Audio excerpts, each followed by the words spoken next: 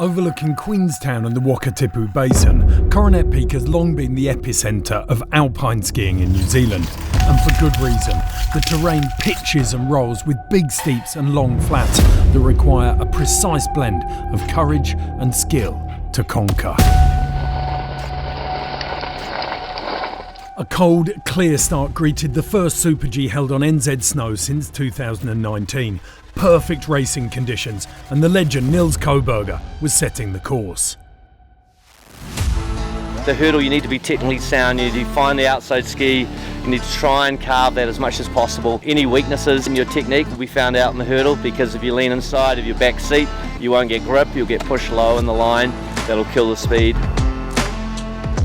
I love New Zealand, it's like my second home. I like the atmosphere here, the people, and everything is amazing. Adam Zampa was first out of the gate and his pedigree was clear from the off. He set an impressive target of 103.62.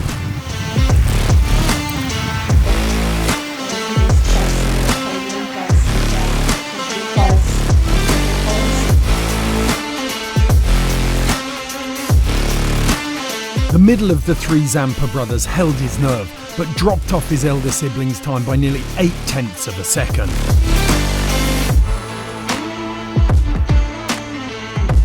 Willis Feasey dropped third, and he skied like a man with no pressure or expectations.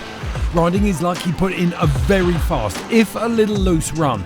Refusing to soften up, the course offered grip and speed all the way to the finish. Willis clocked in at 103.38. Good enough for first place. For now.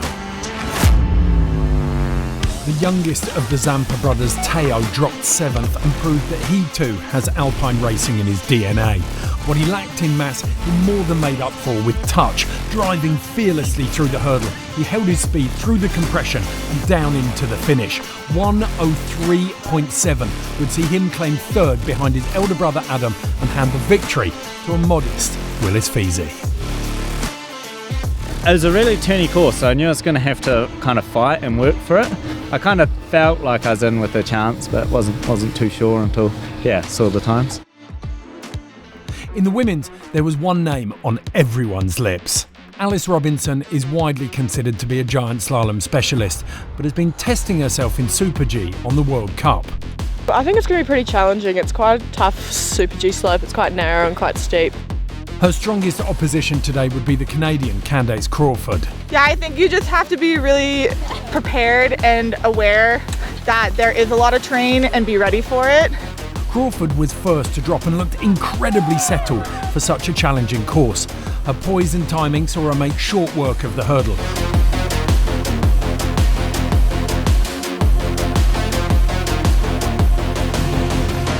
105.33, reflecting her blistering pace.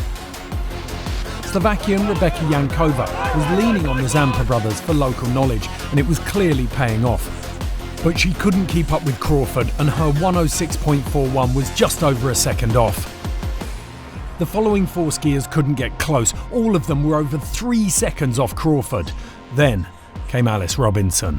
At the moment of the day, our very own Alice Robinson is on course now, heading down the top section of the course, about to approach the hurdle. On a softening course, the Kiwi had to battle for every ounce of speed she could milk from the course without losing control.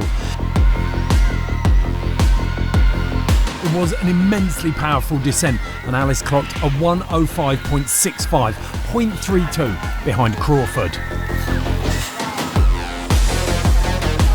Ava Sunshine is one of the brightest young stars on the US Alpine team, and it was clear she wanted to have her say on the hill.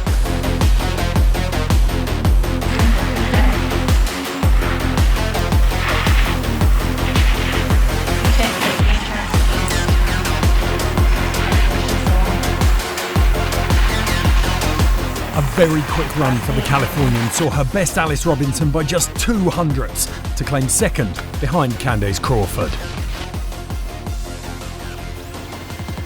It's really fun to be back up here racing, and to see how many people were up here so excited about watching it too was really special.